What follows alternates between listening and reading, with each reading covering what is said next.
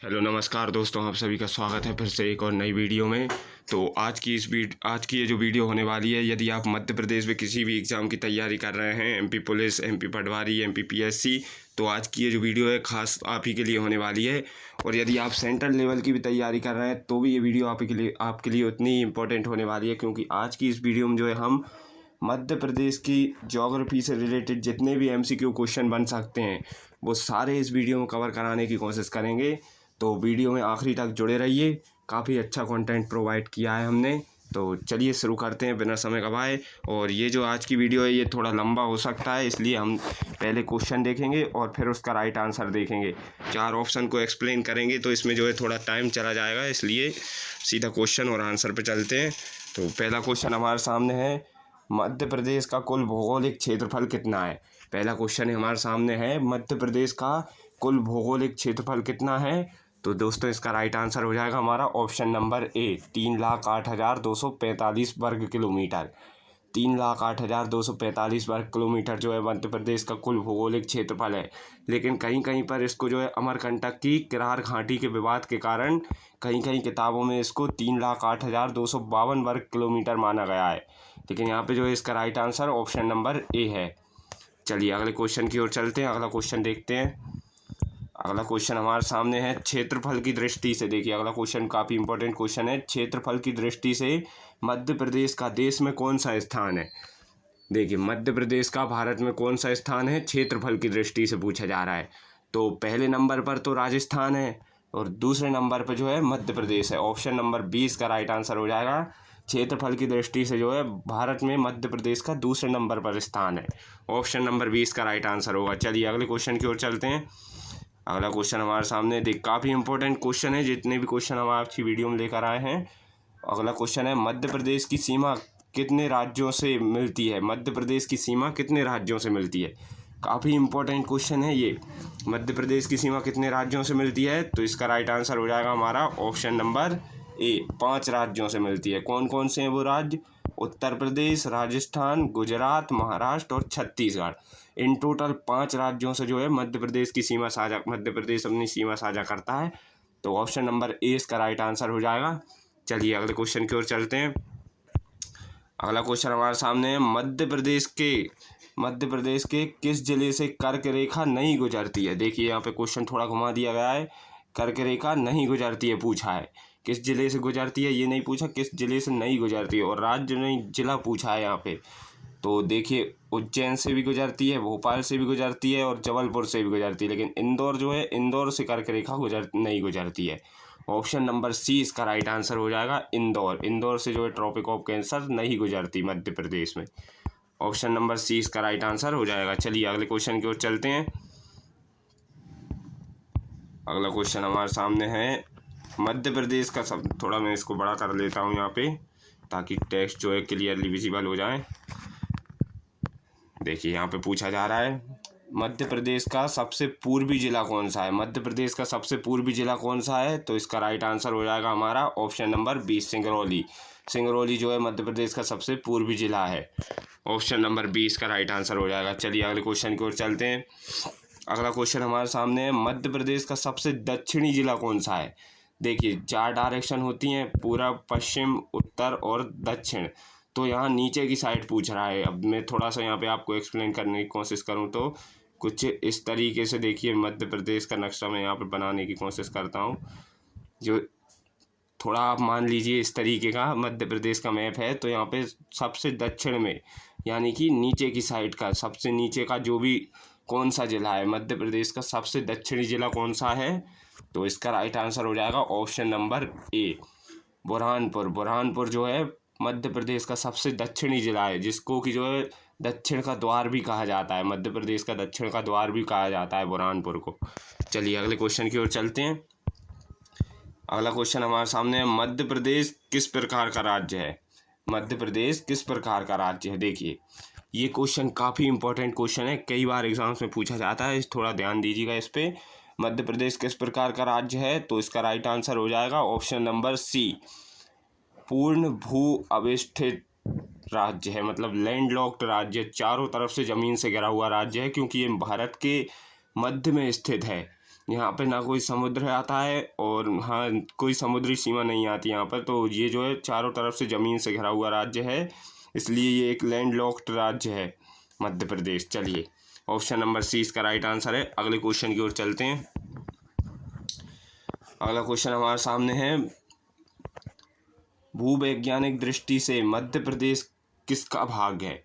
भूवैज्ञानिक दृष्टि से मध्य प्रदेश जो है किसका भाग है? ये काफ़ी इंपॉर्टेंट क्वेश्चन है ज्योग्राफी का, और ये सेंट्रल लेवल के लिए भी इम्पोर्टेंट है। तो देखिए यहाँ पे इसका राइट आंसर हो जाएगा हमारा option number B, Gondwana land का। गोंडवाना लैंड का भाग है Madhya Pradesh. Option number B इसका राइट आंसर हो जाएगा। चलिए अगले क्वेश्चन की ओर चलते हैं। इसको थोड़ा सा छोटा करता हूँ। अगला क्वेश्चन हमारे सामने है, मध्य प्रदेश की सबसे ऊंची चोटी धूपगढ़ कहाँ स्थित है? देखिए मध्य प्रदेश की सबसे ऊंची चोटी कौन सी है? धूपगढ़ है, जो कि कहाँ पर स्थित है? तो इसका राइट आंसर हो जाएगा ऑप्शन नंबर ए, महादेव पहाड़ियों में। महादेव पहाड़ियों में स्थित है। कहाँ पर? सतपुड़ा पर्वत की महादेव पहाड़ियों में स्थित है धूपगढ़, जो कि मध्य प्रदेश की सबसे ऊंची पर्वत चोटी है। कई बार ये क्वेश्चन भी पूछ देता है कि मध्य प्रदेश की सबसे ऊंची पर्वत चोटी कौन सी है, तो इसका राइट आंसर हो जाता है धूपगढ़। चलिए अगले क्वेश्चन की ओर चलते हैं। अगला क्वेश्चन देखिए, इसी से रिलेटेड अगला क्वेश्चन है, धूपगढ़ चोटी की ऊंचाई कितनी है? यहाँ पे पूछा जा रहा है धूपगढ़ चोटी की ऊंचाई कितनी है, कितनी ऊंचाई है इसकी। तो इसका राइट आंसर देखते हैं। इसका राइट आंसर है हमारा option number B, 1350 metre. 1350 metre जो है धूपगढ़ चोटी की कुल ऊंचाई है। चलिए अगले क्वेश्चन की ओर चलते हैं। अगला क्वेश्चन हमारे सामने है, मालवा के पठार की सबसे ऊंची चोटी का नाम क्या है? मालवा के पठार की सबसे ऊंची चोटी का नाम क्या है? देखिए मध्य प्रदेश जो है कई सारे भागों में डिवाइड किया गया है उसे, मालवा का पठार, बुंदेलखंड का पठार, और अलग अलग तरीके से उसे बघेलखंड, बुंदेलखंड, नर्मदा, सोनघाटी, ये 4-5 भागों में उसे डिवाइड किया गया है। तो यहाँ पे पूछा जा रहा है मालवा के पठार की सबसे ऊंची चोटी का नाम क्या है? तो मालवा के पठार की सबसे ऊंची चोटी का नाम क्या है? तो इसका राइट आंसर हो जाएगा हमारा ऑप्शन नंबर ए, सिगार जो है मालवा के पठार की सबसे ऊंची चोटी है। ऑप्शन नंबर ए इसका राइट आंसर हो जाएगा। और इसकी ऊंचाई कितनी है? तो इसकी ऊंचाई है 881 किलोमीटर।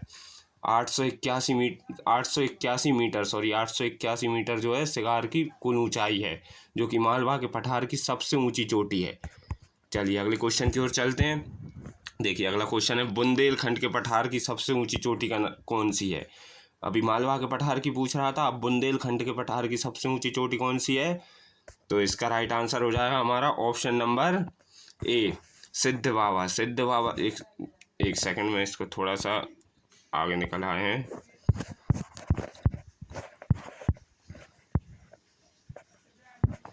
एक मिनट में।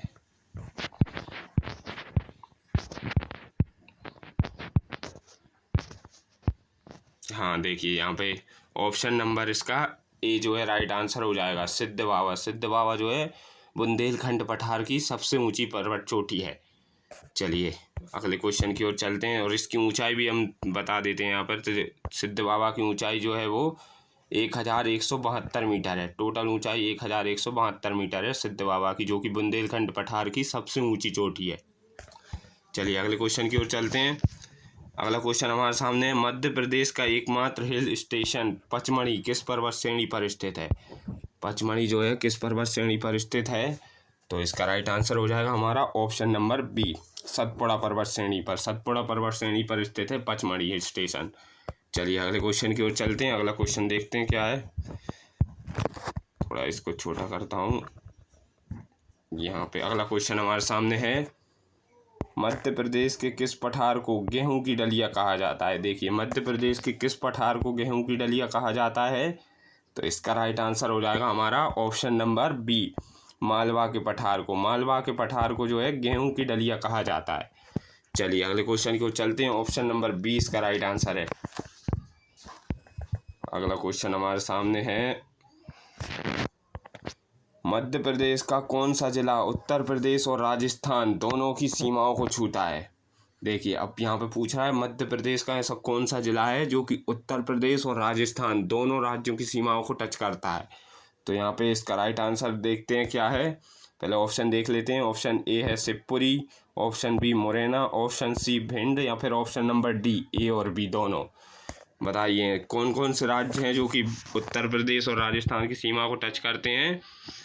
तो इसका राइट आंसर हो जाएगा हमारा ऑप्शन नंबर डी ए और बी दोनों। शिवपुरी और मुरैना ये दोनों राज्य जो है मतलब ये दोनों राज्य उत्तर प्रदेश और राजस्थान दोनों को टच करते हैं। मध्य प्रदेश के दो राज्य हैं शिवपुरी और मुरैना, ये जो है राजस्थान और उत्तर प्रदेश दोनों ज़िलों को टच करते हैं यहाँ पे। चलिए अगला क्वेश्चन देखते हैं। अगला क्वेश्चन हमारे सामने है सिंगरौली और अलीराजपुर में सूर्योदय के समय लगभग कितना अंतर होता है। देखिए इस तरीके के क्वेश्चन पूछे जा सकते हैं। सिंगरौली और अलीराजपुर में सूर्योदय के समय में लगभग कितना अंतर होता है। तो इसका राइट आंसर देखते हैं अपन। इसका राइट आंसर है ऑप्शन नंबर बी 34 मिनट का, 34 मिनट का जो है वो लगभग 34 मिनट का अंतर होता है सिंगरौली और अलीराजपुर में सूर्योदय में। क्योंकि ये दोनों जो है अलग अलग राज्य हैं, एक पूर्व में है एक पश्चिम में है, इसलिए जो है दोनों में थोड़ा इस 34 मिनट का अंतर देखने को मिलता है। सबसे पूर्व और पश्चिम जिले में लगभग 34 मिनट का अंतर देखने को मिलता है, यहाँ पे लिखा भी हुआ है। ऑप्शन नंबर 20 का राइट आंसर हो जाएगा। चलिए अगले क्वेश्चन की ओर चलते हैं। अगला क्वेश्चन हमारे सामने है मध्य प्रदेश की एकमात्र आधिकारिक मानक रेखा 82.5 डिग्री 82.5 डिग्री पूर्वी देशांश किस जिले से होकर गुजरती है। यहाँ पे देखिए क्वेश्चन पूछा है मध्य प्रदेश की एकमात्र आधिकारिक मानक रेखा जिसका नाम क्या नाम दिया है उसको 82.5 डिग्री पूर्वी देशांत रेखा किस जिले से होकर गुजरती है। तो इसका राइट आंसर हो जाएगा हमारा ऑप्शन नंबर 20 सिंगरौली से। काफ़ी इंटरेस्टिंग क्वेश्चन है दोस्तों ये। आप जो है वीडियो में आखिरी तक जुड़े रहिए। आज जितने भी MCQ बन सकते हैं ज्योग्राफी से, मध्य प्रदेश की ज्योग्राफी से, वो सारे कवर कराने की कोशिश करेंगे। और तो देखिए इसका राइट आंसर हो जाएगा ऑप्शन नंबर 20 सिंगरौली से। 82.5 डिग्री पूर्वी देशांश जो है वो सिंगरौली से गुजरता है, सिंगरौली जिले से होकर गुजरता है। चलिए अगले क्वेश्चन की ओर चलते हैं।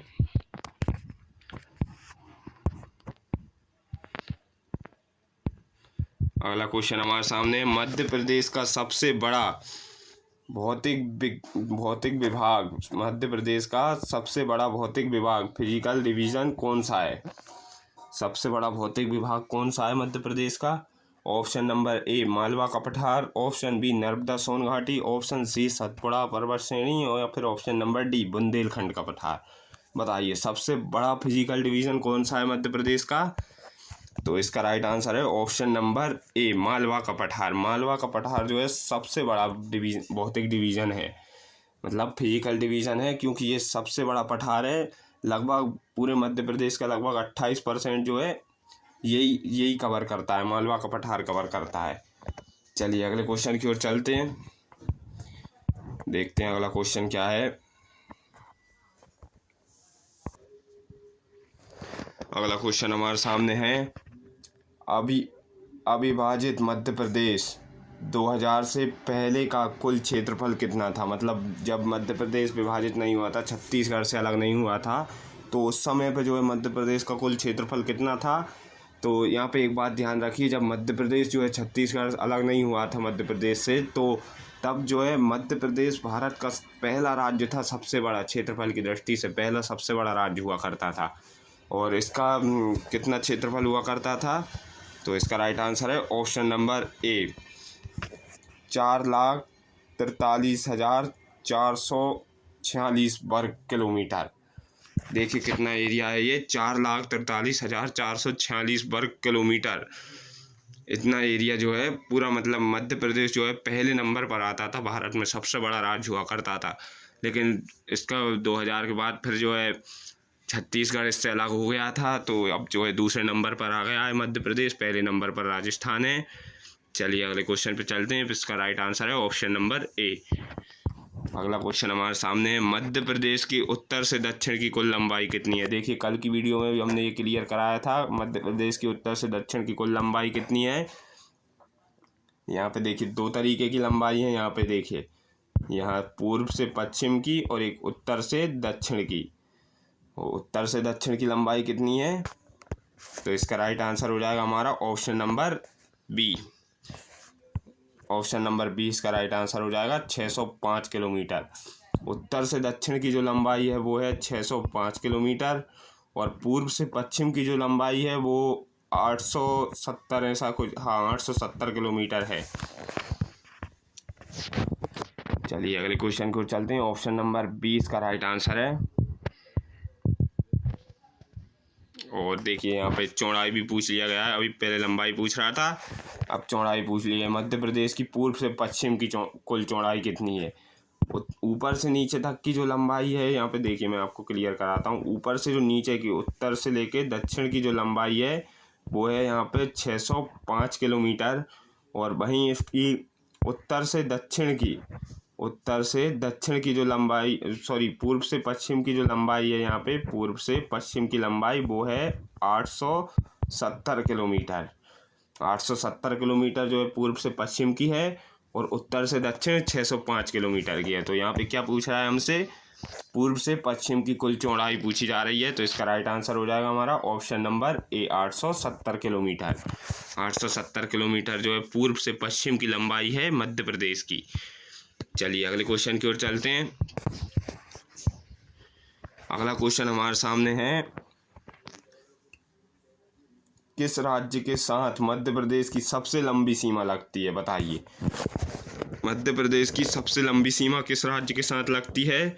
तो इसका राइट आंसर है option number A, Uttar Pradesh के साथ। उत्तर प्रदेश के साथ जो है मध्य प्रदेश की सबसे लंबी सीमा लगती है। जिलों की संख्या के आधार पर जो है मध्य प्रदेश के, मतलब मध्य प्रदेश के सबसे ज़्यादा जिले सबसे ज़्यादा लंबी सीमा उत्तर प्रदेश से लगती है जिलों के आधार पर। अभी यहाँ पे कुछ स्पेसिफिक हमें दिया नहीं है, इसलिए हमने यहाँ पे ऑप्शन नंबर ए इसका राइट आंसर हो जाएगा। चलिए अगले क्वेश्चन की ओर चलते हैं। अगला क्वेश्चन हमारे सामने है, गुजरात के साथ मध्य प्रदेश के कितने जिलों की सीमा लगती है? अब यहाँ पे ये काफ़ी इंपॉर्टेंट क्वेश्चन है, कई बार एग्जाम्स में पूछा जाता है। गुजरात के साथ मध्य प्रदेश के कितने जिलों की सीमा लगती है? तो इसका राइट आंसर है हमारा ऑप्शन नंबर बी, 2 जिलों के साथ। गुजरात के साथ जो है मध्य प्रदेश के 2 जिलों की सीमा लगती है, झाबुआ और अलीराजपुर, 2 जिलों की सीमा लगती है। ऑप्शन नंबर 20 का राइट आंसर हो जाएगा। अगले क्वेश्चन की ओर चलते हैं।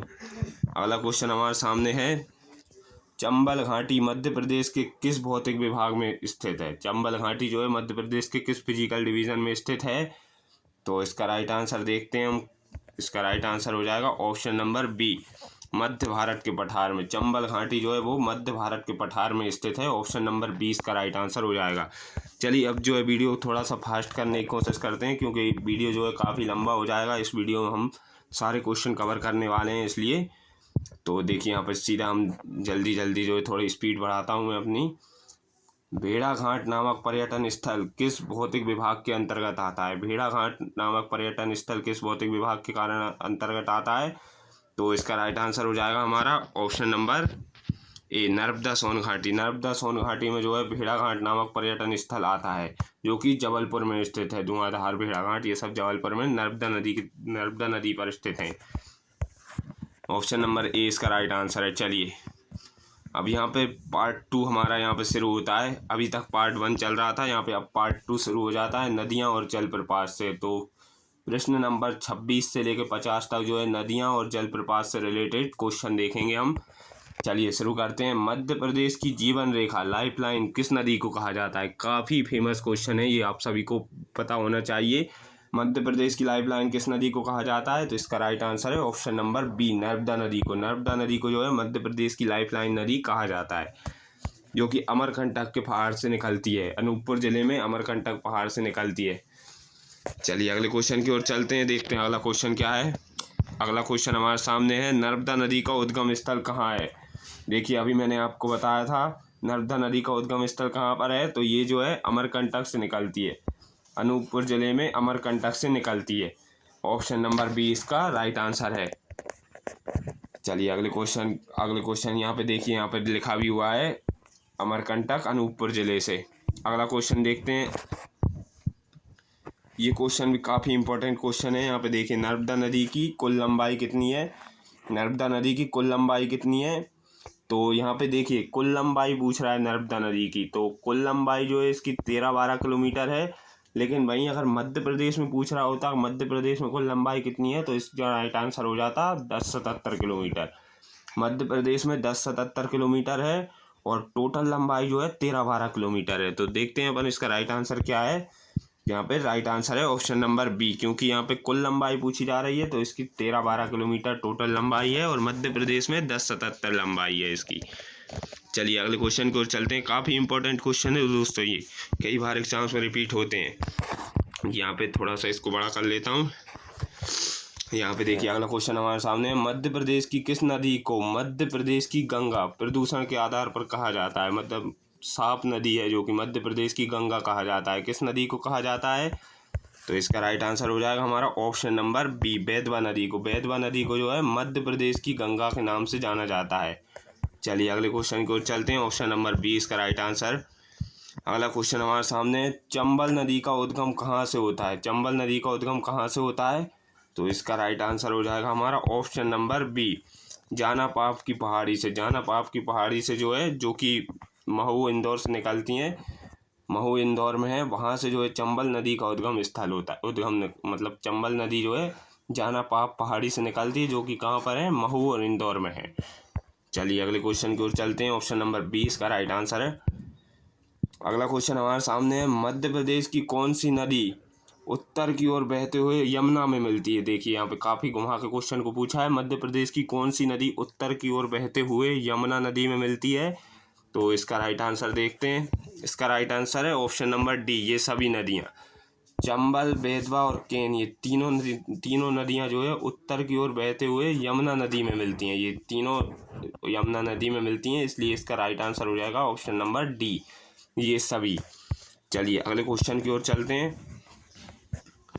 कपिल धारा और दुग्ध धारा जलप्रपात किस नदी पर स्थित है। काफ़ी इंपॉर्टेंट क्वेश्चन है, ये सेंट्रल लेवल के एग्जाम में भी कई बार पूछा जाता है। तो बताइए कपिल धारा और दुग्ध धारा जलप्रपात किस नदी पर स्थित है, तो इसका राइट आंसर हो जाएगा हमारा ऑप्शन नंबर बी, नर्मदा नदी पर। नर्मदा नदी पर जो है कपिल धारा और दुग्ध धारा जलप्रपात स्थित है। अगला क्वेश्चन देखते हैं यहाँ पे। अगला क्वेश्चन क्या है। अगला क्वेश्चन हमारे सामने, चूलिया जलप्रपात किस नदी पर और कहाँ स्थित है। देखिए चूलिया जलप्रपात किस नदी पर स्थित है और कहाँ स्थित है, दोनों पूछ लिया है यहाँ पे। तो इसका राइट आंसर हो जाएगा हमारा ऑप्शन नंबर बी, चंबल नदी पर, जो कि चंबल नदी पर स्थित है, कोटा में। कोटा राजस्थान और मध्य प्रदेश की सीमा पे, जो कि चंबल नदी पर कोटा में मंदसौर सीमा पर स्थित है चूलिया जलप्रपात। ऑप्शन नंबर बी इसका राइट आंसर है। चलिए अगले क्वेश्चन की ओर चलते हैं। अगला क्वेश्चन हमारे सामने, ऐतिहासिक नगर, थोड़ा इसको ऊपर कर देता हूँ, हाँ, ऐतिहासिक नगर ओरछा किस नदी के तट पर स्थित है। बताइए ओरछा किस नदी के तट पर स्थित है, तो इसका राइट आंसर हो जाएगा हमारा ऑप्शन नंबर ए, बेतवा नदी पर। ओरछा जो है बेतवा नदी पर स्थित है, बेतवा नदी के किनारे तट पर स्थित है। ऑप्शन नंबर ए इसका राइट आंसर हो जाएगा। अगले क्वेश्चन पे चलते हैं। देखिए ये काफ़ी इंपॉर्टेंट क्वेश्चन है और लगभग हर सब लोग इसका आंसर दे सकते हैं। उज्जैन का प्रसिद्ध महाकालेश्वर मंदिर किस नदी के किनारे स्थित है। यदि आप कभी उज्जैन घूमने गए हैं तो आपको पता होगा, वहाँ पर जो है शिप्रा नदी बहती है। तो इसका राइट आंसर हो जाएगा ऑप्शन नंबर सी, शिप्रा नदी के किनारे पर स्थित है। महाकालेश्वर मंदिर शिप्रा नदी के किनारे पर स्थित है। ऑप्शन नंबर सी इसका राइट आंसर है, इसमें ज़्यादा दिमाग लगाने की ज़रूरत नहीं है। चलिए अगले क्वेश्चन की ओर चलते हैं। अगला क्वेश्चन हमारे सामने है। मध्य प्रदेश की कौन सी नदी भारत की एकमात्र नदी है जो कर्क रेखा को 2 बार काटती है। काफ़ी इंपॉर्टेंट क्वेश्चन है, इसको आप नोट करके रख लीजिए। ये सेंट्रल लेवल पे भी पूछा जाता है, स्टेट लेवल पे भी पूछा जाता है। मध्य प्रदेश की ऐसी कौन सी नदी है जो कि कर्क रेखा को 2 बार काटती है, बताइए। इसका राइट आंसर हो जाएगा हमारा ऑप्शन नंबर ए, माही नदी। माही नदी जो है कर्क रेखा को 2 बार काटती है। चलिए अगले क्वेश्चन को चलते हैं। ऑप्शन नंबर ए इसका राइट आंसर है। ये बात थोड़ा इस क्वेश्चन को ध्यान से देख लीजिएगा, काफ़ी बार रिपीट होता है ये क्वेश्चन, इसलिए। अगले क्वेश्चन पे चलते हैं। थोड़ा छोटा करता हूँ इसको। अगला क्वेश्चन हमारे सामने है। ताप्ती नदी का उद्गम मध्य प्रदेश के किस जिले से होता है? ताप्ती नदी कहाँ से निकलती है? तो इसका राइट आंसर हो जाएगा हमारा ऑप्शन नंबर बी, बैतूल से। बैतूल से जो है ताप्ती नदी निकलती है, बैतूल से, मुल्ताई से। बैतूल में मुल्ताई जिले से जो है, सॉरी, बैतूल में मुल्ताई से जो है ताप्ती नदी निकलती है। ऑप्शन नंबर ए, सॉरी, 20 का राइट आंसर हो जाएगा बैतूल से। बैतूल में जो है ताप्ती नदी का उद्गम स्थल है। चलिए अगले क्वेश्चन की ओर चलते हैं। अगला क्वेश्चन हमारे सामने है, नदियों का मायका किसे कहा जाता है? देखिए, नदियों का मायका किसे कहा जाता है? काफ़ी इंपॉर्टेंट क्वेश्चन है ये। इसका राइट आंसर हो जाएगा हमारा option number B, Madhya Pradesh को। मध्य प्रदेश को जो है नदियों का मायका कहा जाता है, क्योंकि यहाँ पे जो है काफ़ी सारी नदियाँ, यहाँ से बहुत सारी नदियों का उद्गम स्थल होता है, इसलिए जो है इसे नदियों का मायका कहा जाता है। अगला क्वेश्चन हमारे सामने है, नर्मदा नदी किस में जाकर गिरती है? नर्मदा नदी किस में जाकर गिरती है? तो इसका राइट आंसर हो जाएगा खंबात की खाड़ी में, अरब सागर में जाकर गिरती है। नर्मदा नदी जो है उल्टी दिशा में बहती है, मतलब पश्चिम से पूर्व की ओर बहती है, और जो है खंबात की खाड़ी यानी अरब सागर में जाकर गिरती है ये। ऑप्शन नंबर 20 का राइट आंसर है। चलिए अगले क्वेश्चन पे चलते हैं। दोस्तों यहाँ पे 40 क्वेश्चन कंप्लीट हो गए हैं अपने। मध्य प्रदेश का सबसे ऊंचा जलप्रपात कौन सा है? मध्य प्रदेश का सबसे ऊंचा जलप्रपात कौन सा है? इसका राइट आंसर बताइए आप। इसका राइट आंसर हो जाएगा हमारा ऑप्शन नंबर बी, बहुती जलप्रपात। बहुती जलप्रपात जो है मध्य प्रदेश का सबसे ऊंचा जलप्रपात है, जो कि कहाँ पर है? ओडा नदी पर स्थित है, रीवा संभाग में आता है। पहले चचाई था, लेकिन कई खोजों के अनुसार, देखिए यहाँ पे कुछ और एक्स्ट्रा इन्फॉर्मेशन लिखी हुई है। पहले जो है चचाई हुआ करता था, लेकिन कई खोजों के अनुसार बहुत सबसे ऊंचा है, बहुत ही सबसे ऊंचा है, लगभग 198 मीटर ऊंचा है। 198 मीटर ऊंचा है। तो इसका राइट आंसर है ऑप्शन नंबर बी, बहुती जलप्रपात जो है मध्य प्रदेश का सबसे ऊंचा जलप्रपात है, जो कि कितना ऊंचा है? 198 मीटर ऊंचा है। इससे पहले जो है चचाई हुआ करता था, लेकिन अभी जो है बहुती जलप्रपात है। ऑप्शन नंबर 20 का राइट आंसर है। चलिए अगले क्वेश्चन पे चलते हैं। यहाँ पे अगला क्वेश्चन हमारे सामने, धुआंधार जलप्रपात मध्य प्रदेश के किस जिले में स्थित है? काफ़ी इंपॉर्टेंट क्वेश्चन है दोस्तों ये। धुआंधार जलप्रपात मध्य प्रदेश के किस जिले में स्थित है? तो इसका राइट आंसर है ऑप्शन नंबर बी, जबलपुर जिले में स्थित है, जो कि नर्मदा नदी पर बनता है। भेड़ाघाट जबलपुर में धुआंधार जलप्रपात स्थित है। चलिए अगले क्वेश्चन की ओर चलते हैं। थोड़ा छोटा करते हैं इसको। अगला क्वेश्चन हमारे सामने है, सोन नदी का उद्गम स्थल कहाँ पर है? देखिए अगला क्वेश्चन पूछा है, सोन नदी का उद्गम स्थल कहाँ से होता है? सोन नदी कहाँ से निकलती है? तो इसका राइट आंसर हो जाएगा हमारा ऑप्शन नंबर बी, अमरकंटक के पहाड़ से। अमरकंटक के पहाड़ से जो है सोन नदी निकलती है।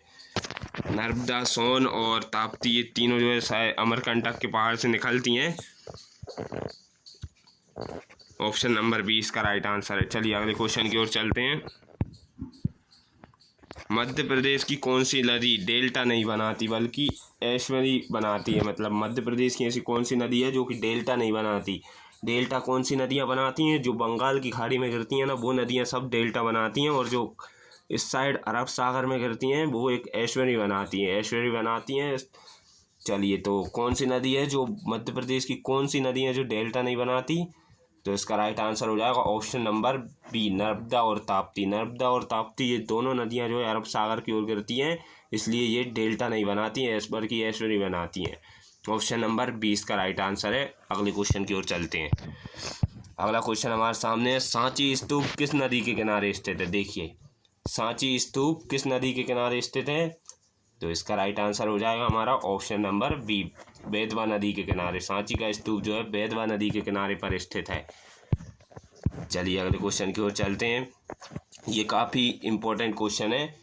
बेनगंगा नदी का उद्गम कहाँ से होता है? बेनगंगा जो नदी है उसका उद्गम कहाँ से होता है? तो इसका राइट आंसर होगा पारसबाड़ा पठार, सिवनी से।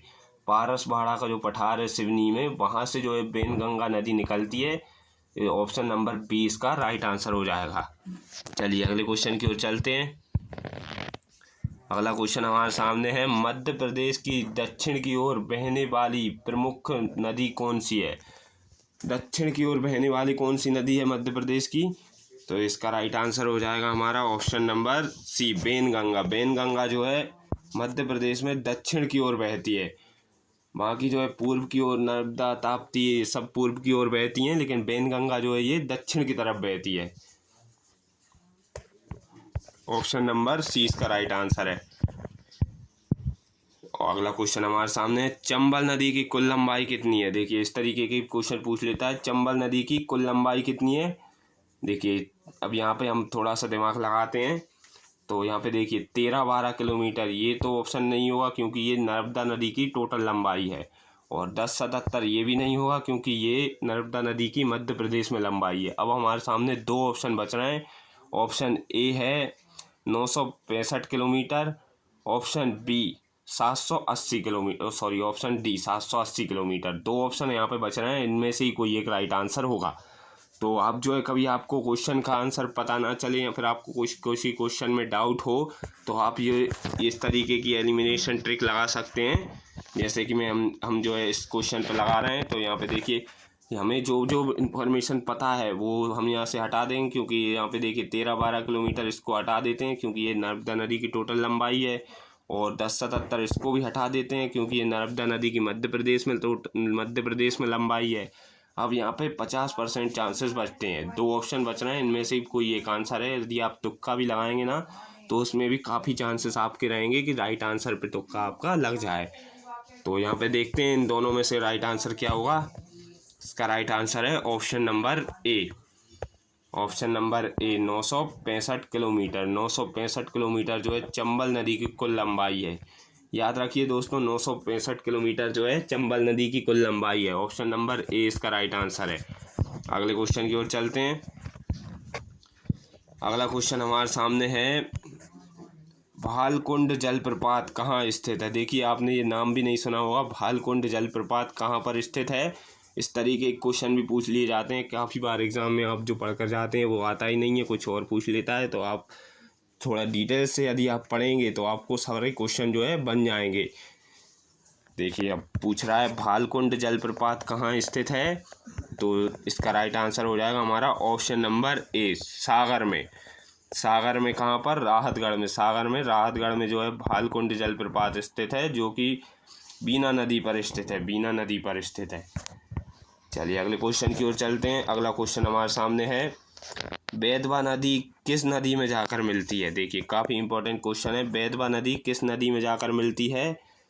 तो इसका राइट आंसर हो जाएगा हमारा ऑप्शन नंबर बी, यमुना नदी में। बेतवा जो है यमुना नदी में जाकर मिलती है, हमीरपुर ज़िले में, यूपी के पास, उत्तर प्रदेश के पास हमीरपुर में मिलती है। ऑप्शन नंबर 20 का राइट आंसर है। बेतवा नदी जो है यमुना नदी में जाकर मिलती है, उत्तर प्रदेश के पास। चलिए अगले क्वेश्चन की ओर चलते हैं। यहाँ पे 50 क्वेश्चन कंप्लीट होने वाले हैं हमारे। देखिए अगला क्वेश्चन हमारे सामने है, नर्मदा नदी की कुल कितनी सहायक नदियाँ हैं? नर्मदा नदी की सहायक नदियाँ पूछ रहा है, नर्मदा नदी की कुल कितनी सहायक नदियाँ हैं? इसका राइट आंसर देखते हैं। इसका राइट आंसर है ऑप्शन नंबर बी, 41 नदियां जो है नर्मदा नदी की कुल सहायक नदियां हैं, जिसमें काफ़ी छोटी बड़ी नदियां शामिल हैं। ऑप्शन नंबर 20 का राइट आंसर है 41। चलिए अगले क्वेश्चन की ओर चलते हैं। अब यहाँ पर देखिए, यहाँ तक ऑप्शन, यहाँ से जो है भाग 3 चालू होता है, इसमें कि जलवायु, मिट्टी और कृषि से रिलेटेड क्वेश्चन आएंगे। क्वेश्चन नंबर 51 से लेकर 75 तक जितने भी क्वेश्चन है वो सब जलवायु, मिट्टी और कृषि से रिलेटेड क्वेश्चन आएंगे।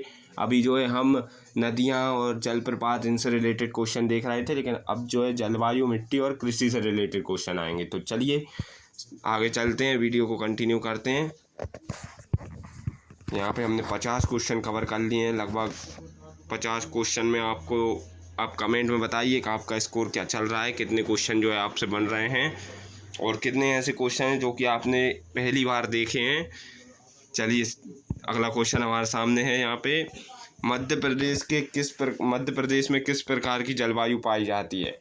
मध्य प्रदेश में किस प्रकार की जलवायु पाई जाती है? तो इसका राइट आंसर हो जाएगा ऑप्शन नंबर देखिए इसका राइट आंसर है ऑप्शन नंबर बी, उष्णकटिबंधीय मानसूनी जलवायु। उष्णकटिबंधीय मानसूनी जलवायु, ऑप्शन नंबर बी इसका राइट आंसर है। मध्य प्रदेश में उष्णकटिबंधीय मानसूनी जलवायु पाई जाती है। अगले क्वेश्चन की ओर चलते हैं, थोड़ा बड़ा करते हैं। अगला क्वेश्चन हमारे सामने है, मध्य प्रदेश में सर्वाधिक वर्षा किस मानसून से होती है? मध्य प्रदेश में सर्वाधिक वर्षा जो है किस मानसून से होती है?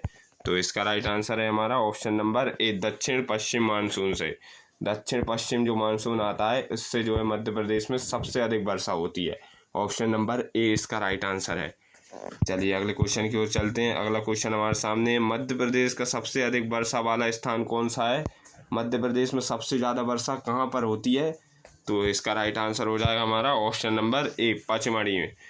पचमढ़ी में जो है सबसे अधिक वर्षा होती है, लगभग 199 सेंटीमीटर तक वर्षा हो जाती है पचमढ़ी में। ऑप्शन नंबर ए इसका राइट आंसर है। अगले क्वेश्चन की ओर चलते हैं। अगला क्वेश्चन हमारे सामने, मध्य प्रदेश में न्यूनतम वर्षा कहाँ पर होती है? देखिए सबसे ज़्यादा तो जो है पचमढ़ी में होती है, और सबसे कम वर्षा कहाँ पर दर्ज की गई है? तो इसका राइट आंसर हो जाएगा हमारा ऑप्शन नंबर ए, भिंड में। भिंड में जो है सबसे कम वर्षा दर्ज की गई, मतलब सबसे कम बारिश होती है भिंड में। लगभग कितनी बारिश होती है? तो इसका लगभग 55 सेंटीमीटर तक बारिश होती है भिंड में, जो कि सबसे कम है। मध्य प्रदेश की सबसे न्यूनतम वर्षा जो अभी तक दर्ज की गई है वो 55 सेंटीमीटर है, जो कि भिंड में होती है। भिंड में सबसे कम वर्षा होती है, सबसे अधिक पचमढ़ी में होती है, सबसे कम भिंड में होती है। ऑप्शन नंबर ए इसका राइट आंसर है। चलिए अगले क्वेश्चन की ओर चलते हैं। क्वेश्चन नंबर 55 हमारे सामने है, मध्य प्रदेश में ऋतु वेधशाला क्लाइमेट ऑब्जर्वेटरी कहाँ स्थित है? ऋतु वेधशाला कहाँ पर स्थित है? तो इसका राइट आंसर हो जाएगा हमारा ऑप्शन नंबर बी, इंदौर में। इंदौर में जो है मध्य प्रदेश की ऋतु वेधशाला स्थित है। ऑप्शन नंबर बी इसका राइट आंसर है। अगले क्वेश्चन पे चलते हैं। अगला क्वेश्चन हमारे सामने है, मध्य प्रदेश में सर्वाधिक भाग पर कौन सी मिट्टी पाई जाती है? मध्य प्रदेश में सबसे ज़्यादा कौन सी मिट्टी पाई जाती है? तो इसका राइट आंसर हो जाएगा हमारा ऑप्शन नंबर बी, काली मिट्टी। काली मिट्टी जो है मध्य प्रदेश में सबसे ज़्यादा पाई जाती है, लगभग 47% जो है काली मिट्टी पाई जाती है। 47% जो है काली मिट्टी पाई जाती है मध्य प्रदेश में। चलिए अगले क्वेश्चन की ओर चलते हैं। ऑप्शन नंबर बी इसका राइट आंसर। अगला क्वेश्चन हमारे सामने है, काली मिट्टी का काला रंग किसके कारण होता है? देखिए काफ़ी इंपॉर्टेंट क्वेश्चन है ये, सेंट्रल लेवल के एग्जाम में भी पूछा जाता है, कई बार यूपीएससी में भी ये क्वेश्चन पूछा गया है कि काली मिट्टी का काला रंग किस कारण से होता है। तो इसका राइट आंसर देखते हैं हम। इसका राइट आंसर है ऑप्शन नंबर बी, टेटनीफेरस मैग्नेटाइज के जरिए जो है काली मिट्टी का रंग काला होता है। ऑप्शन नंबर बी इसका राइट आंसर है। अगले क्वेश्चन की ओर चलते हैं। ये मिट्टी की जो है हम पूरी एक डिटेल वीडियो लेकर आएंगे, उसमें सब एक्सप्लेन करेंगे, क्योंकि काफ़ी तरीके की मिट्टियाँ होती हैं, काफ़ी कलर कैसे, किस मिट्टी का कलर किस तरीके से किस कारण से काला होता है, किस तरीके से लाल होता है, तो वो सब जो है एक लॉन्ग वीडियो में, डिटेल वीडियो में डिस्कस करेंगे हम। फिलहाल जो है एमसीक्यू क्वेश्चन देख रहे हैं इसमें हम। चलिए अगले क्वेश्चन पे चलते हैं। अगला क्वेश्चन हमारे सामने है, किस मिट्टी को रेगूर मिट्टी या कपासी मिट्टी भी कहा जाता है? बताइए किस मिट्टी को रेगूर मिट्टी या कपासी मिट्टी भी कहा जाता है? तो इसका राइट आंसर हो जाएगा हमारा ऑप्शन नंबर बी, काली मिट्टी को। काली मिट्टी को जो है रेगूर मिट्टी और कपासी मिट्टी कहा जाता है। कपासी क्यों कहा जाता है? क्योंकि यहाँ पर कपास की खेती काफ़ी अच्छी तरीके से होती है, कपास की खेती काफ़ी अच्छी मात्रा में होती है यहाँ पे, तो इसीलिए जो है काली मिट्टी को कपासी मिट्टी भी कहा जाता है। तो ऑप्शन नंबर बी इसका राइट आंसर है। अगला क्वेश्चन देखते हैं। अगला क्वेश्चन हमारे सामने है, मध्य प्रदेश के उत्तरी भाग कहाँ कहाँ, भिंड, मुरैना और ग्वालियर में मुख्य रूप से कौन सी मिट्टी पाई जाती है? बताइए मध्य प्रदेश के उत्तर में भिंड, मुरैना और ग्वालियर साइड कौन सी मिट्टी पाई जाती है? तो इसका राइट आंसर हो जाएगा हमारा ऑप्शन नंबर बी, जड़ोल मिट्टी। जड़ोल मिट्टी जो है मध्य प्रदेश के उत्तर में जड़ोल मिट्टी पाई जाती है, क्योंकि यहाँ पे काफ़ी सारी नदियाँ जो है, चंबल नदी हुई और काफ़ी नदियाँ जो है यहाँ से निकलती हैं। नदियों के कारण जो है पानी से बहकर जो है जड़ोल मिट्टी बनती है। ये पूरा एक अलग प्रोसेस होता है, हम लॉन्ग वीडियो में समझेंगे इसको। लेकिन आप जो है इतना ध्यान रखिए कि जड़ोल मिट्टी जो है भिंड, मुरैना और ग्वालियर ऊपर की साइड जो है जड़ोल मिट्टी पाई जाती है। इसमें जो है कोई सी फसल बो दीजिए आप, इसमें पैदावार अच्छी होती है, इसमें ये अच्छी किस्म की मिट्टी होती है। अगले क्वेश्चन पे चलते हैं। अगला क्वेश्चन हमारे सामने है, क्वेश्चन नंबर 60 आ चुका है। कौन सी मिट्टी मृदा अपरदन यानी सॉइल इरोजन या बिहार की समस्या से सबसे ज़्यादा ग्रसित है? कौन सी मिट्टी जो है मृदा अपरदन से सबसे ज़्यादा ग्रसित है? तो इसका राइट आंसर हो जाएगा हमारा ऑप्शन नंबर बी, जड़ोल मिट्टी। चंबल नदी द्वारा गली अपरदन या अवनाली अपरदन, मतलब चंबल नदी के जरिए जो है जड़ोल मिट्टी। ऑप्शन नंबर इसका राइट आंसर हो जाएगा ऑप्शन नंबर बी, चंबल नदी जड़ोल मिट्टी जो है ऑप्शन राइट हो जाएगा इसका ऑप्शन नंबर बी, जड़ोल मिट्टी मृदा अपरदन के जरिए समस्या से सबसे ज़्यादा ग्रसित है। अगला क्वेश्चन हमारे सामने है, दसपुर मंदसौर किस फसल के उत्पाद के लिए प्रसिद्ध है? दसपुर जो है मंदसौर जिले का दसपुर किस फसल के उत्पाद के लिए सबसे अधिक प्रसिद्ध है? तो इसका राइट आंसर हो जाएगा ऑप्शन नंबर बी, इसका राइट आंसर हो जाएगा अफीम के लिए। अफीम के लिए जो है दसपुर में अफीम की खेती की जाती है, जो कि मंदसौर जिले के दसपुर में अफीम की खेती की जाती है। ऑप्शन नंबर बी इसका राइट आंसर हो जाएगा। अगले क्वेश्चन की ओर चलते हैं। अगला क्वेश्चन हमारे सामने है, मध्य प्रदेश में गांजे का उत्पादन सर्वाधिक किस जिले में होता है? गांजे का उत्पादन सर्वाधिक किस जिले में होता है मध्य प्रदेश में? तो इसका राइट आंसर है ऑप्शन नंबर बी, खंडवा में। खंडवा में जो है गांजे का उत्पादन सबसे ज़्यादा होता है, जो कि पूर्वी निमाड़ में आता है, पूर्वी निमाड़ में क्षेत्र में आता है। खंडवा जिले में गांजे का सबसे अधिक उत्पादन होता है। चलिए अगले क्वेश्चन की ओर चलते हैं। अगला क्वेश्चन हमारे सामने है, मध्य प्रदेश का सोया स्टेट क्यों कहा जाता है? मध्य प्रदेश को सोया स्टेट क्यों कहा जाता है? देखिए यहाँ पे पूछा जा रहा है सोया स्टेट क्यों कहा जाता है मध्य प्रदेश को? तो इसका राइट आंसर हो जाएगा ऑप्शन नंबर बी, यहाँ सोयाबीन जो है सबसे अधिक उत्पन्न होता है। यहाँ पर सोयाबीन का सर्वाधिक उत्पादन होता है, इसलिए जो है सोया स्टेट कहा जाता है, सोया प्रदेश कहा जाता है मध्य प्रदेश को। चलिए अगले क्वेश्चन की ओर चलते हैं। अगला क्वेश्चन हमारे सामने है, राष्ट्रीय सोयाबीन अनुसंधान केंद्र नेशनल सोयाबीन रिसर्च सेंटर कहाँ स्थित है? नेशनल सोयाबीन रिसर्च सेंटर कहाँ पर स्थित है? तो इसका राइट आंसर हो जाएगा ऑप्शन नंबर बी, इंदौर में। इंदौर में जो है नेशनल सोयाबीन अनुसंधान केंद्र स्थित है। चलिए अगले क्वेश्चन की ओर चलते हैं। छोटा करते हैं इसको। अगला क्वेश्चन हमारे सामने है, मध्य प्रदेश के किस क्षेत्र को सफ़ेद सोने का क्षेत्र कहा जाता है? व्हाइट गोल्ड रीजन कहा जाता है। किस क्षेत्र को सफ़ेद सोने का क्षेत्र कहा जाता है? तो इसका राइट आंसर हो जाएगा ऑप्शन नंबर बी, निमाड़ क्षेत्र को। निमाड़ क्षेत्र को जो है सफ़ेद सोने का क्षेत्र कहा जाता है। क्यों कहा जाता है? क्योंकि इसमें कपास का उत्पादन सबसे अधिक होता है। कपास के उत्पादन के कारण जो है इसे वाइट गोल्ड रीजन यानी सफ़ेद सोने का क्षेत्र कहा जाता है, निमाड़ क्षेत्र को। निमाड़ क्षेत्र में भी खासकर कहाँ पर? खंडवा और खरगोन का। ऑप्शन नंबर 20 का राइट आंसर है। अगले क्वेश्चन पे चलते हैं। दोस्तों ये वीडियो काफ़ी लंबा हो रहा है, लेकिन आप जो है वीडियो में आखिरी तक जुड़े रहिए। काफ़ी सारे क्वेश्चन, जितने भी ज्योग्राफी से रिलेटेड क्वेश्चन है मध्य प्रदेश के, वो सारे कवर कराने की कोशिश की है इस वीडियो में। वीडियो अच्छा लग रहा हो तो एक लाइक ज़रूर कर दीजिए इसे, और वीडियो में जुड़े रहिए आखिरी तक। काफ़ी मदद मिलने वाली है आपको इस एक वीडियो से ही।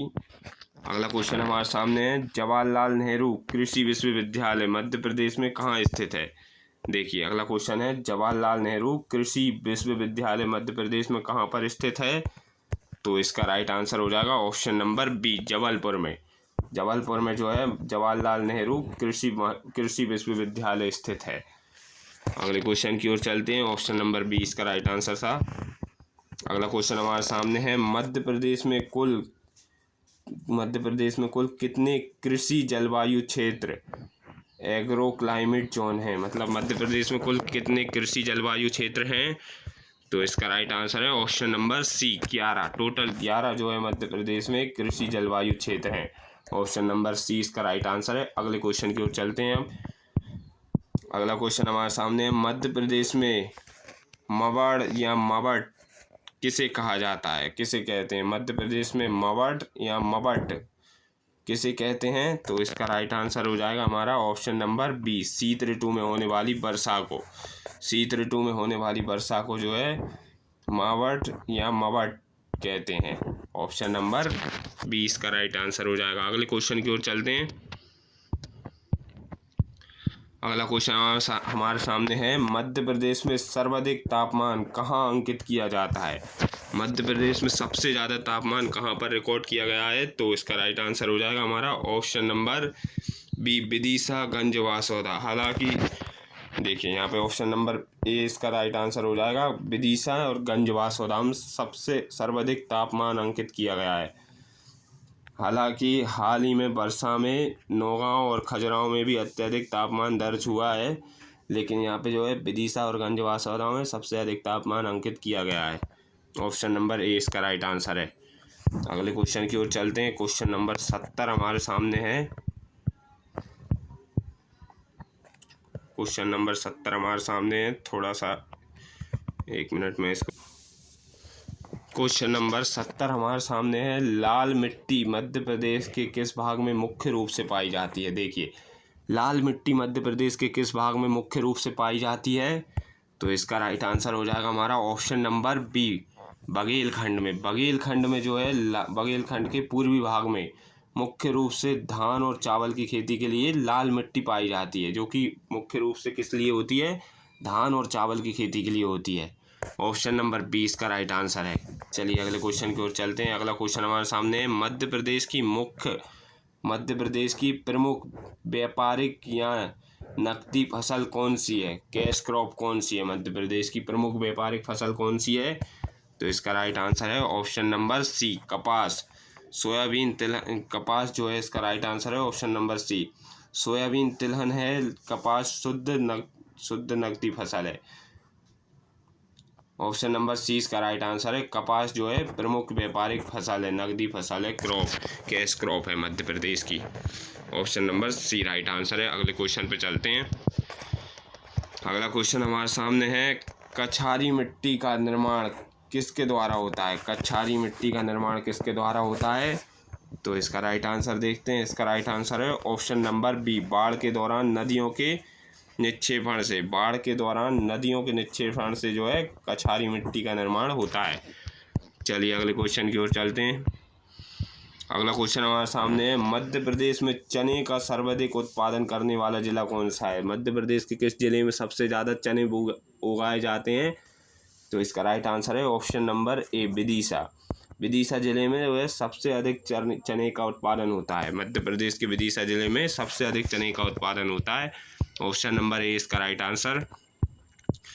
अगले क्वेश्चन पे चलते हैं। सरबती किस फसल की एक प्रसिद्ध और प्रीमियम किस्म है जो मध्य प्रदेश में उगाई जाती है? बताइए, सरबती जो है किस फसल की एक प्रसिद्ध और प्रीमियम किस्म है जो कि मध्य प्रदेश में उगाई जाती है? तो सरबती जो है उसका राइट आंसर है ऑप्शन नंबर बी, गेहूं की एक प्रसिद्ध किस्म, गेहूं की किस्म होती है एक सरबती, जो कि काफ़ी प्रसिद्ध और प्रीमियम क्वालिटी का होता है, जो मध्य प्रदेश में उगाई जाती है। चलिए अगले क्वेश्चन की ओर चलते हैं।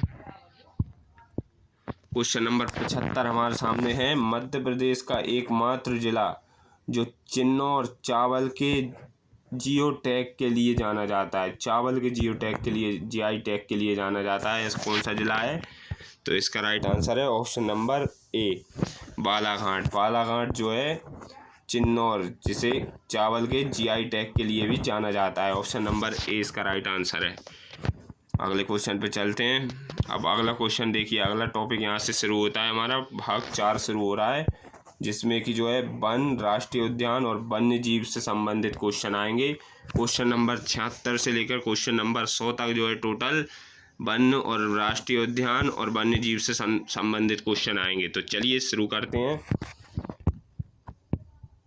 अब देखिए यहाँ पे क्वेश्चन है हमारे सामने, राष्ट्रीय वन्य स्थिति रिपोर्ट ISRF FR के अनुसार देश में सर्वाधिक वन क्षेत्र किस राज्य में है? भारतीय वन स्थिति रिपोर्ट के अनुसार देश में सर्वाधिक वन किस क्षेत्र में, किस राज्य में है? तो इसका राइट आंसर हो जाएगा हमारा ऑप्शन नंबर बी। क्योंकि हम मध्य प्रदेश पढ़ रहे हैं तो यहाँ पर मध्य प्रदेश जो है इसका राइट आंसर है। वन स्थिति रिपोर्ट की, भारतीय वन स्थिति रिपोर्ट के अनुसार जो है सबसे अधिक वन जो है, सबसे अधिक जंगल जो है मध्य प्रदेश में है। ऑप्शन नंबर 20 का राइट आंसर है। चलिए अगले क्वेश्चन पे चलते हैं। अगला क्वेश्चन हमारे सामने है, मध्य प्रदेश में कुल क्षेत्रफल के कितने प्रतिशत भाग पर वन है? मध्य प्रदेश के कुल क्षेत्रफल के कितने हिस्से में केवल वन ही वन, मतलब केवल जंगल ही जंगल एरिया है? मध्य प्रदेश का कितना भाग है ऐसा? तो इसका राइट आंसर है ऑप्शन नंबर ए, लगभग 25.14% भाग। लगभग 25.14% भाग में जो है वन स्थित है। मध्य प्रदेश के क्षेत्रफल के 25.14% भाग में जो है वन स्थित है, मतलब जंगली एरिया है, जंगल ही जंगल पाए जाते हैं। अगले क्वेश्चन की ओर चलते हैं। अगला क्वेश्चन हमारे सामने है, मध्य प्रदेश का सबसे बड़ा राष्ट्रीय उद्यान कौन सा है? मध्य प्रदेश का सबसे बड़ा नेशनल पार्क कौन सा है? तो इसका राइट आंसर हो जाएगा हमारा option number B, Kanha Kisli. Kanha Kisli national park जो है मध्य प्रदेश का सबसे बड़ा नेशनल पार्क है, जो कि कहाँ पर स्थित है? मंडला बालाघाट में स्थित है। ये मंडला और बालाघाट में स्थित है, जो कि सबसे बड़ा राष्ट्रीय उद्यान है। चलिए अगले क्वेश्चन की ओर चलते हैं। काफ़ी इम्पोर्टेंट क्वेश्चन था वो। अगला क्वेश्चन हमारे सामने है, कान्हा किसली को किस वर्ष राष्ट्रीय उद्यान घोषित किया गया था? देखिए ये भी काफ़ी इम्पोर्टेंट क्वेश्चन है। कान्हा किसली को किस वर्ष राष्ट्रीय उद्यान घोषित किया गया था? तो इसका राइट आंसर हो जाएगा हमारा ऑप्शन नंबर बी, 1955 में। 1955 में जो है कान्हा किसली को राष्ट्रीय उद्यान घोषित किया गया था। 1974 में ये पहला टाइगर प्रोजेक्ट बना था। देखिए यहाँ पे एक एक्स्ट्रा इन्फॉर्मेशन भी है, 1974 में जो है ये पहला टाइगर प्रोजेक्ट बना था। ऑप्शन नंबर 20 का राइट आंसर है। 1955 में जो है कान्हा किसली को राष्ट्रीय उद्यान घोषित किया गया था। अगले क्वेश्चन पर चलते हैं। क्वेश्चन नंबर 80 हमारे सामने है। क्वेश्चन नंबर 80 हमारे सामने है, भूरसिंह बारासिंगा शुभंकर मॉस्कोट जारी करने वाला भारत का पहला राष्ट्रीय उद्यान कौन सा है? भूरसिंह द बारासिंगा, ये शुभंकर भूरसिंह द बारासिंगा, ये शुभंकर किस राष्ट्रीय उद्यान ने जारी किया है? भारत के पहले किस राष्ट्रीय उद्यान ने जारी किया है? तो इसका राइट आंसर हो जाएगा ऑप्शन नंबर बी, कान्हा राष्ट्रीय उद्यान ने। कान्हा राष्ट्रीय उद्यान ने जो है एक शुभंकर जारी किया है, भूरसिंह द बारासिंगा। ये ऑप्शन नंबर 20 का राइट आंसर हो जाएगा। चलिए अगले क्वेश्चन की ओर चलते हैं। अगला क्वेश्चन हमारे सामने है, 32 पहाड़ियों से घिरा हुआ मध्य प्रदेश का कौन सा राष्ट्रीय उद्यान है? 32 पहाड़ियों से घिरा हुआ मध्य प्रदेश का कौन सा राष्ट्रीय उद्यान है, जो कि 32 पहाड़ियों से घिरा हुआ है? इसका राइट आंसर है option number B, Bandhavgarh. Bandhavgarh जो है 32 पहाड़ियों से घिरा हुआ मध्य प्रदेश का राष्ट्रीय उद्यान है, जो कि कहाँ पर है? उमरिया जिले में स्थित है। यहाँ बाघों का घनत्व सबसे ज़्यादा है। देखिए यहाँ पे दो इन्फॉर्मेशन और मिल चुकी हैं। बांधवगढ़ जो है 32 पहाड़ियों से घिरा हुआ मध्य प्रदेश का राष्ट्रीय उद्यान है, जो कि उमरिया जिले में स्थित है, और यहाँ बाघों का घनत्व सबसे अधिक है। चलिए अगले क्वेश्चन की ओर चलते हैं। ऑप्शन नंबर 20 का राइट आंसर है। अगले क्वेश्चन की ओर चलते हैं। अगला क्वेश्चन यहाँ पे हमारे सामने है, एक मिनट, इसको थोड़ा सा लेके चलते हैं नीचे। अगला क्वेश्चन हमारे सामने आ चुका है, मध्य प्रदेश का सबसे छोटा राष्ट्रीय उद्यान कौन सा है? देखिए यहाँ पे अगला क्वेश्चन है, मध्य प्रदेश का सबसे छोटा राष्ट्रीय उद्यान कौन सा है? तो इसका राइट आंसर हो जाएगा हमारा ऑप्शन नंबर बी, जीवाश्म फॉसिल राष्ट्रीय उद्यान, जो कि कहाँ पर स्थित है? डिंडोरी में स्थित है। ऑप्शन नंबर 20 का राइट आंसर हो जाएगा जीवाश्म राष्ट्रीय उद्यान डिंडोरी। ये जो है मध्य प्रदेश का सबसे छोटा राष्ट्रीय उद्यान है। ऑप्शन नंबर 20 का राइट आंसर हो जाएगा। अगले क्वेश्चन पर चलते हैं। अगला क्वेश्चन हमारे सामने है, यहाँ पे थोड़ा छोटा करता हूँ इसको। पर।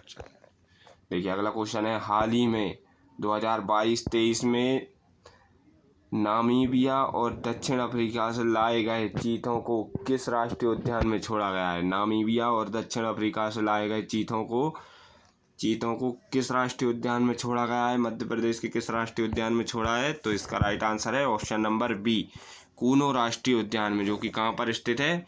श्योपुर जिले में स्थित है। ऑप्शन नंबर बी इसका राइट आंसर है, कूनो राष्ट्रीय उद्यान में नामीबिया और दक्षिण अफ्रीका से लाए गए चीतों को छोड़ा गया है। ऑप्शन नंबर बी इसका राइट आंसर है। अगले क्वेश्चन की ओर चलते हैं।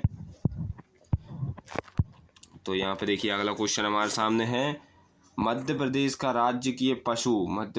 राजकीय पशु ब्रेडरी प्रजाति का बारहसिंगा मुख्य रूप से कहाँ पाया जाता है?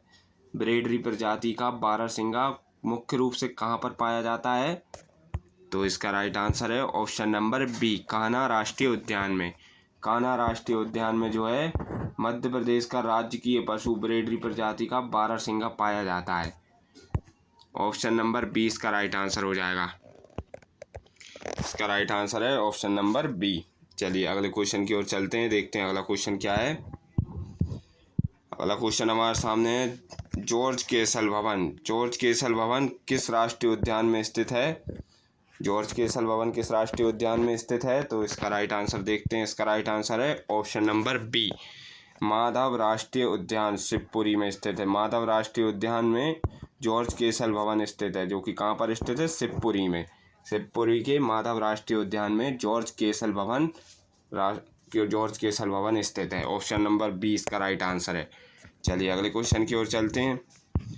अब अगला क्वेश्चन हमारे सामने, मध्य प्रदेश का सबसे बड़ा वन्य जीव अभ्यारण्य, देखिए मध्य प्रदेश का सबसे बड़ा वन्य जीव अभ्यारण्य वाइल्ड लाइफ सेंचुरी कहाँ पर स्थित है? कौन सा है? तो मध्य प्रदेश का सबसे बड़ा वन्य जीव अभ्यारण्य कौन सा है? यहाँ पे देखते हैं इसका राइट आंसर है। इसका राइट आंसर है नौरादेही।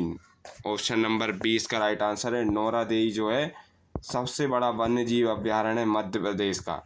सागर, दमोह, नरसिंहपुर में फैला हुआ है ये सागर, दमोह और नरसिंहपुर में फैला हुआ है। सबसे बड़ा वन्य जीव अभ्यारण्य है नौरादेही। ऑप्शन नंबर बी इसका राइट आंसर हो जाएगा। चलिए अगले क्वेश्चन की ओर चलते हैं। अगला क्वेश्चन है, मध्य प्रदेश का सबसे छोटा वन्य जीव अभ्यारण्य कौन सा है? अभी सबसे बड़ा पूछा था तो ऑप्शन नंबर बी नौरादेही था। अब सबसे छोटा पूछ रहा है, सबसे छोटा वन्य जीव अभ्यारण्य कौन सा है?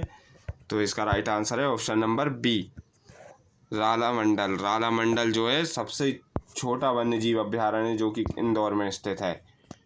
ऑप्शन नंबर बी इसका राइट आंसर है। अगले क्वेश्चन की ओर चलते हैं। रेप्टाइल पार्क, देखिए काफ़ी इंपॉर्टेंट क्वेश्चन है। रेप्टाइल पार्क मध्य प्रदेश के किस राष्ट्रीय उद्यान में विकसित किया गया है? रेप्टाइल पार्क जो है मध्य प्रदेश के किस राष्ट्रीय उद्यान में विकसित किया गया है? तो इसका राइट आंसर है ऑप्शन नंबर ए, पन्ना राष्ट्रीय उद्यान में। पन्ना राष्ट्रीय उद्यान में जो है रेप्टाइल पार्क को विकसित किया गया है पन्ना राष्ट्रीय उद्यान में। ऑप्शन नंबर ए इसका राइट आंसर है। अगले क्वेश्चन की ओर चलते हैं। यहाँ पे देखिए अगला क्वेश्चन हमारे सामने आ चुका है, सफ़ेद बाघों की भूमि। ये काफ़ी इंपॉर्टेंट क्वेश्चन है दोस्तों, ध्यान दीजिए। सफ़ेद बाघों की भूमि, land of white tiger, Madhya Pradesh के किस जिले को कहा जाता है? कई बार ये एग्ज़ाम में पूछा जाता है, सेंट्रल लेवल का एग्ज़ाम हो या स्टेट लेवल का एग्ज़ाम हो, सब में ये क्वेश्चन आपको देखने को मिलता है। सभी में जो है आपको ये क्वेश्चन देखने को मिल जाएगा। सफ़ेद बाघों की भूमि किस राज्य को, किस जिले को कहा जाता है? तो इसका राइट आंसर है ऑप्शन नंबर बी, रीवा को जो है सफ़ेद बाघों की भूमि कहा जाता है। Land of white tiger Rewa को कहा जाता है। रीवा जिले को, मध्य प्रदेश के रीवा जिले को सफ़ेद बाघों की भूमि कहा जाता है। चलिए अगले क्वेश्चन की ओर चलते हैं। ये क्वेश्चन काफ़ी इंपॉर्टेंट है दोस्तों, इसको थोड़ा ध्यान दीजिए।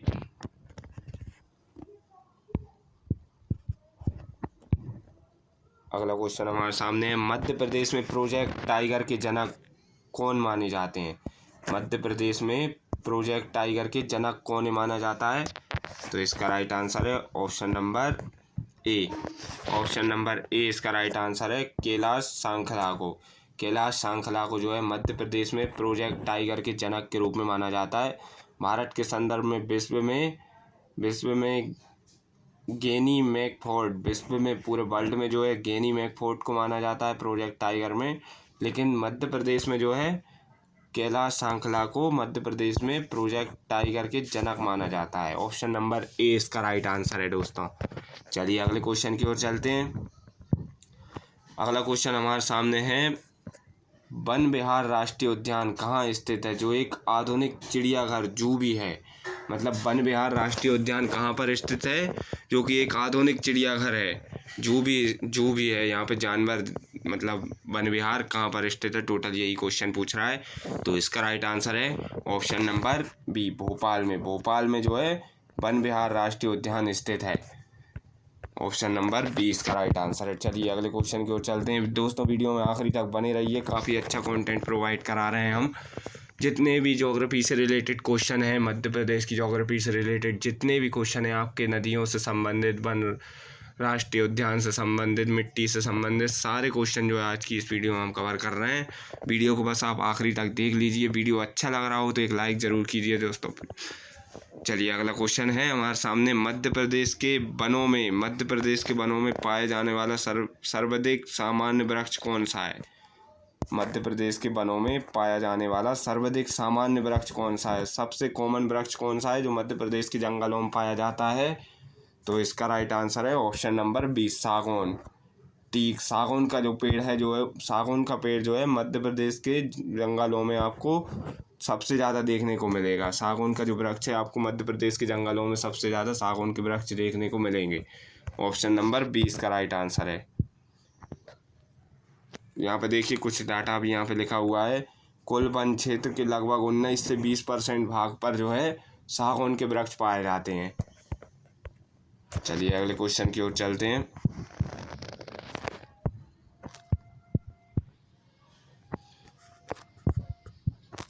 अगला क्वेश्चन देखते हैं, यहाँ पे थोड़ा सा नीचे करता हूँ। हाँ देखिए अगला क्वेश्चन हमारे सामने है, तेंदुपत्ता उत्पादन में मध्य प्रदेश का देश में कौन सा स्थान है। तेंदुपत्ता उत्पादन में मध्य प्रदेश का देश में कौन सा स्थान है। तो इसका राइट आंसर हो जाएगा दोस्तों ऑप्शन नंबर ए, पहला। तेंदुपत्ता उत्पादन में जो है मध्य प्रदेश का देश में पहला स्थान है। बीड़ी उद्योग का मुख्य आधार यही है। तेंदुपत्ता जो है बीड़ी बनाने के लिए तेंदुपत्ते का उपयोग किया जाता है और तेंदुपत्ता उत्पादन में मध्य प्रदेश का पहला स्थान है दोस्तों। चलिए अगले क्वेश्चन की ओर चलते हैं। ऑप्शन नंबर ए इसका राइट आंसर था। तो अगला क्वेश्चन हमारे सामने आ चुका है, थोड़ा इसको बड़ा कर लेता हूँ यहाँ पे मैं। अगला क्वेश्चन हमारे सामने है, मोगली लैंड किस राष्ट्रीय उद्यान में विकसित किया गया है। मोगली लैंड किस राष्ट्रीय उद्यान में विकसित किया गया है। तो इसका राइट आंसर है ऑप्शन नंबर बी, पेंच में। पेंच प्रदर्शनी राष्ट्रीय उद्यान में जो है मोगली लैंड विकसित किया गया है। ऑप्शन नंबर 20 का राइट आंसर है। अगले क्वेश्चन पे आ चुके हैं दोस्तों, 95 क्वेश्चन यहाँ पे हो चुके हैं। खरमोर पक्षी के संरक्षण के लिए कौन सा अभ्यारण्य प्रसिद्ध है। खरमोर पक्षी जो है उसके संरक्षण के लिए कौन सा अभ्यारण्य प्रसिद्ध है। तो इसका राइट आंसर है ऑप्शन नंबर बी, सैलाना और सरदाना जो राष्ट्रीय सैलाना और सरदाना अभ्यारण्य है, पक्षी अभ्यारण्य है, ये खरमोर पक्षी के संरक्षण के लिए सबसे ज़्यादा प्रसिद्ध है, जो कि कहाँ पर है, रतलाम और धार जिले में है। ऑप्शन नंबर 20 का राइट आंसर है। चलिए अगले क्वेश्चन की ओर चलते हैं दोस्तों। वीडियो काफ़ी लंबा हो चुका है, लेकिन वीडियो को आप जो है एंड तक देख लीजिए, थोड़ा ही वीडियो बचा है अभी। इसका आपको जो है काफ़ी मदद मिलेगी इस वीडियो से। सारे क्वेश्चन लगभग जितने भी ज्योग्राफी के क्वेश्चन हैं वो सारे कवर कराने की कोशिश की है इस वीडियो में, इसलिए जो है वीडियो काफ़ी लंबा हो चुका है ऑलरेडी। तो अभी जो है सीधा अपन जल्दी इसको ख़त्म करने की कोशिश करते हैं। क्वेश्चन नंबर 96 नंबर का क्वेश्चन है, सोन चिड़िया ग्रेट इंडियन बस्टर्ड के संरक्षण के लिए कौन सा अभ्यारण्य बनाया गया है। सोन चिड़िया के संरक्षण के लिए कौन सा अभ्यारण्य बनाया गया है। तो इसका राइट आंसर है ऑप्शन नंबर ए, घाटी गाँव अभ्यारण्य जो है सोन चिड़िया के संरक्षण के लिए बनाया गया है, जो कि कहाँ पर स्थित है, ग्वालियर में स्थित है। ऑप्शन नंबर ए इसका राइट आंसर है। चलिए अगले क्वेश्चन की ओर चलते हैं। अगला क्वेश्चन हमारे सामने है, घड़ियालों के संरक्षण के लिए मध्य प्रदेश की कौन सी नदी या अभ्यारण्य प्रसिद्ध है, बताइए। घड़ियाल जो है एक मगरमच्छ की प्रजाति होती है। घड़ियालों के संरक्षण के लिए मध्य प्रदेश की कौन सी नदी या अभ्यारण्य प्रसिद्ध है, तो इसका राइट आंसर हो जाएगा हमारा ऑप्शन नंबर डी। यहाँ पे देखिए, चंबल अभ्यारण्य, केन अभ्यारण्य और सोन अभ्यारण्य, ये तीनों जो है मध्य प्रदेश के, ये तीनों अभ्यारण्य जो है घड़ियालों के संरक्षण के लिए प्रसिद्ध हैं। तो यहाँ पे ऑप्शन नंबर डी इसका राइट आंसर हो जाएगा, उपयुक्त सभी ऑप्शन नंबर डी इसका राइट आंसर हो जाएगा। ये तीनों नदियाँ जो है चंबल नदी, केन नदी और सोन नदी, ये तीनों नदियों पर घड़ियालों के संरक्षण के लिए अभ्यारण्य बनाए गए हैं जो कि काफ़ी प्रसिद्ध हैं। ऑप्शन नंबर डी इसका राइट आंसर है। चलिए अगले क्वेश्चन पे चलते हैं। अगला क्वेश्चन हमारे सामने है, मध्य प्रदेश का पहला बायोस्फीयर रिजर्व क्षेत्र, मतलब बायोस्फीयर रिजर्व कौन सा है। जैव आरक्षण क्षेत्र बायोस्फीयर रिजर्व कौन सा है, मध्य प्रदेश का पहला बायोस्फीयर रिजर्व कौन सा है, तो इसका राइट आंसर हो जाएगा हमारा option number B, Pachmarhi. Pachmarhi जो है मध्य प्रदेश का पहला बायोस्फीयर रिजर्व है, जो कि कब घोषित किया गया है, 1999 में। 1999 में पचमढ़ी को मध्य प्रदेश का पहला बायोस्फीयर रिजर्व घोषित किया गया है। चलिए अगले क्वेश्चन की ओर चलते हैं। अगला क्वेश्चन हमारे सामने है, थोड़ा सा इसको बड़ा कर लेते हैं। मध्य प्रदेश वन विकास निगम एमपी फॉरेस्ट डेवलपमेंट कॉरपोरेशन की स्थापना कब हुई थी। देखिए काफ़ी इम्पोर्टेंट क्वेश्चन है ये, सेंट्रल लेवल के लिए भी काफ़ी इम्पोर्टेंट क्वेश्चन है, तो आप इस पर थोड़ा ध्यान दीजिए। मध्य प्रदेश वन विभाग निगम एमपी फॉरेस्ट डेवलपमेंट कॉरपोरेशन की स्थापना कब हुई थी, तो इसका राइट आंसर हो जाएगा हमारा ऑप्शन नंबर ए, 1975 में। 1975 में जो है मध्य प्रदेश वन विभाग निगम एमपी फॉरेस्ट डेवलपमेंट कॉरपोरेशन की स्थापना हुई थी। एग्जैक्ट डेट अगर आप जानना चाहें तो यहाँ पे लिखा हुआ है 24 जुलाई 1975 को। 24 जुलाई 1975 को जो है मध्य प्रदेश वन विभाग निगम एमपी फॉरेस्ट डेवलपमेंट कॉरपोरेशन की स्थापना हुई थी। यहाँ पे देखिए टोटल 99 क्वेश्चन यहाँ पे कवर कर चुके हैं हम, और ये जो है 100 नंबर का क्वेश्चन है। आज की इस वीडियो को हम जो है 100 क्वेश्चन पर ही समाप्त करेंगे, क्योंकि वीडियो ऑलरेडी काफ़ी लंबा हो चुका है। तो देखते हैं आज की इस वीडियो का आखिरी क्वेश्चन। भारत के किस राज्य को टाइगर स्टेट, लेपर्ड स्टेट या घड़ियाल स्टेट तीनों नाम से जाना जाता है। देखिए काफ़ी इंपॉर्टेंट क्वेश्चन है, और ये आपको यहाँ पे सेंट्रल लेवल का क्वेश्चन है। भारत के किस राज्य को, सेंट्रल लेवल का क्वेश्चन है, भारत के किस राज्य को टाइगर स्टेट, लेपर्ड स्टेट और घड़ियाल स्टेट तीनों नाम से जाना जाता है, तो इसका राइट आंसर हो जाएगा हमारा option number B, Madhya Pradesh को जो है टाइगर स्टेट, लेपर्ड स्टेट और घड़ियाल स्टेट तीनों नाम से जाना जाता है। तो दोस्तों ये थे टोटल 100 क्वेश्चन जो कि एमपी ज्योग्राफी से रिलेटेड थे। आज की इस वीडियो को हम जो है यहीं 100 क्वेश्चन पर ही समाप्त करते हैं, क्योंकि वीडियो जो है ऑलरेडी काफ़ी लंबा हो चुका है, और अब जो है आगे कंटिन्यू करेंगे तो वीडियो और लंबा हो जाएगा। लेकिन इसमें जो है लगभग हमने जितने भी एमपी की ज्योग्राफी से रिलेटेड जितने भी क्वेश्चन थे सारे कवर करने की कोशिश की है। वीडियो अच्छा लगा हो तो इसे एक लाइक ज़रूर कीजिए, और इसी तरीके की और वीडियोस देखने के लिए चैनल को सब्सक्राइब कर लीजिए। और यदि आपका कोई दोस्त है जो कि सरकारी नौकरी की तैयारी कर रहा है या फिर करना चाहता है, तो आप उसको ये वीडियो शेयर कर दीजिए, यहाँ से शेयर कीजिए, और कमेंट बॉक्स में हमें बताइए कि अगली वीडियो जो है आपको किस टॉपिक पर चाहिए। आप जो भी टॉपिक हमें सजेस्ट करेंगे हम उस टॉपिक पर आपके लिए वीडियो लेकर आएंगे। वीडियो देखने के लिए बहुत बहुत धन्यवाद। चैनल को सब्सक्राइब कर लीजिए, जुड़े रहिए हमारे साथ। मिलते हैं अगली वीडियो में।